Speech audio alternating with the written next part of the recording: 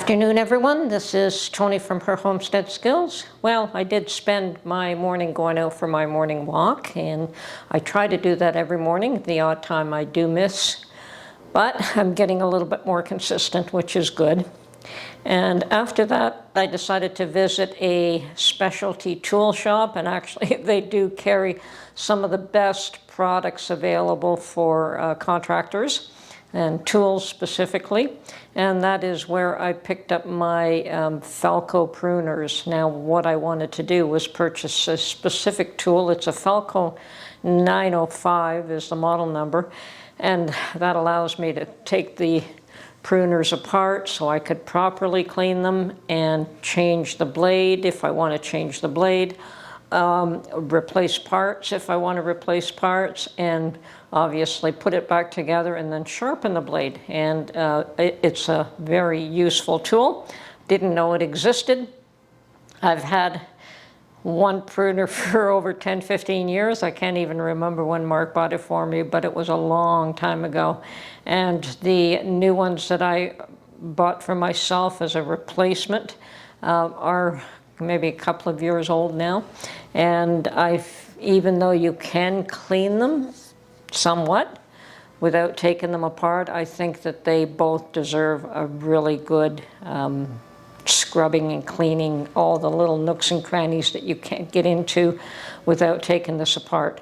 Unfortunately, even though that is the shop where I bought my second set of pruners, the first ones Mark bought for me at a special international show.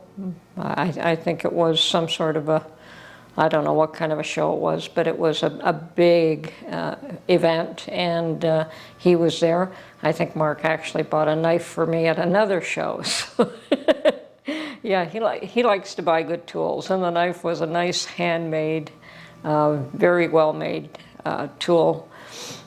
But unfortunately, that tool was not available in that store, so I may have to do some more research to find out where I can, even though they do carry the pruners, they did not carry the tool to take it apart and sharpen the knife, or the blade. So I will be looking around. I know I can buy this online. I'm not a fan of buying things online if I can get away with it, but that may be my only recourse, or wait till I make my next visit to the U.S. and pick one up on my way there. And that's something I suggested to Mark, is that if I don't find one locally here, I'm tempted to just wait till we make our next trip down. It's not as though it's absolutely necessary now. I do have 2 working pruners, and yeah, they can still be somewhat cleaned. Anyway,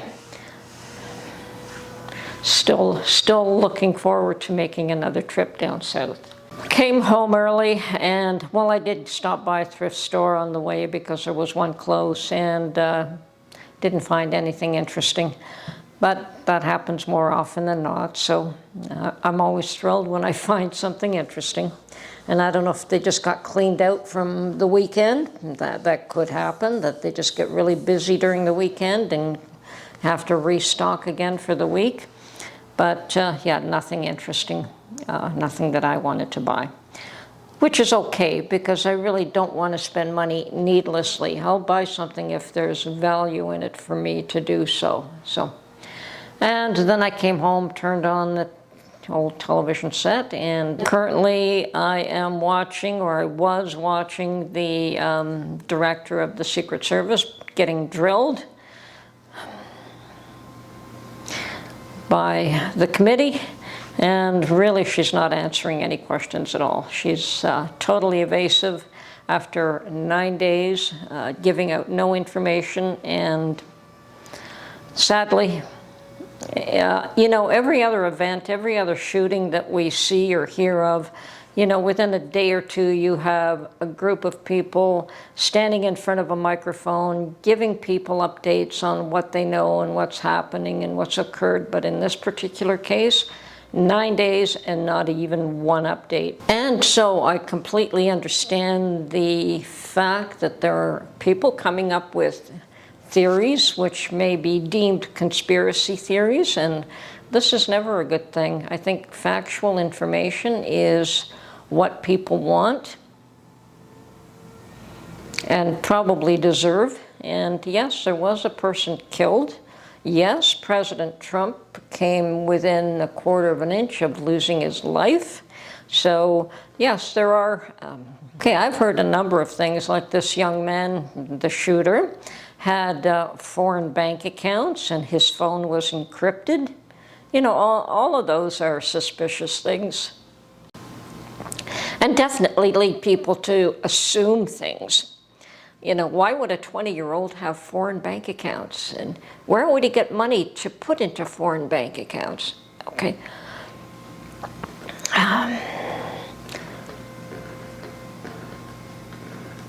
Anyway, I am not one to promote or push or even think about conspiracy theories. I am the sort of person that just has questions. And I am very concerned about the ongoing chaos that is now on our doorsteps. It's no longer Russia and Ukraine, and it's no longer in Europe, and it's no longer Israel and Hamas and Iran and China and Taiwan. It is now on our doorsteps. And people don't know what to think, and they don't know what to expect, and they don't know what surprise they're going to be presented with tomorrow, today, an hour from now, 6 months from now, October. There's always an October surprise.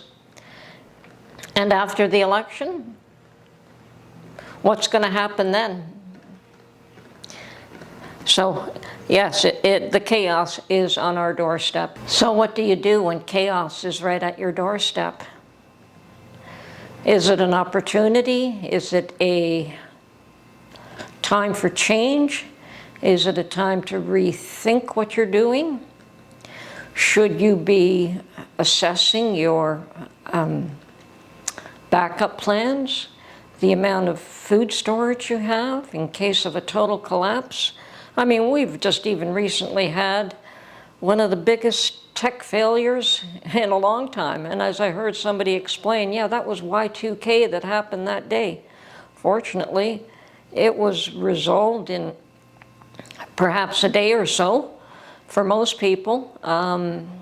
It didn't seem to affect me here that I'm aware of, but I'm sure there are organizations that were hit in Canada as well. But yes, banks and hospitals and the airlines and so many organizations and companies were affected.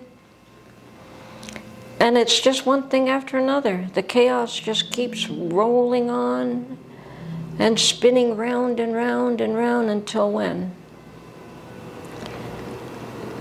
Please, folks, keep an eye on what's going on. Don't ignore it thinking that it'll go away, because it's not going away. And the more you keep an eye on what's going on, the more you will be prepared to at least react in some manner to look after yourselves and your family, hopefully, and be able to protect yourself. Once again, I highly recommend prepping as much as you can. The fall season is upon us now, very shortly, and the harvest time is upon us, and I would recommend that you buy as much food, as much produce, and as much meat as you possibly can for the next 4 to 6 months. If you haven't done so yet, do so. It's very imperative that you have some backup system in place for what may come. Anyway, this is Tony from her Homestead Skills. Let's pray that things quiet down, but I don't think it'll happen. So please, folks, be careful.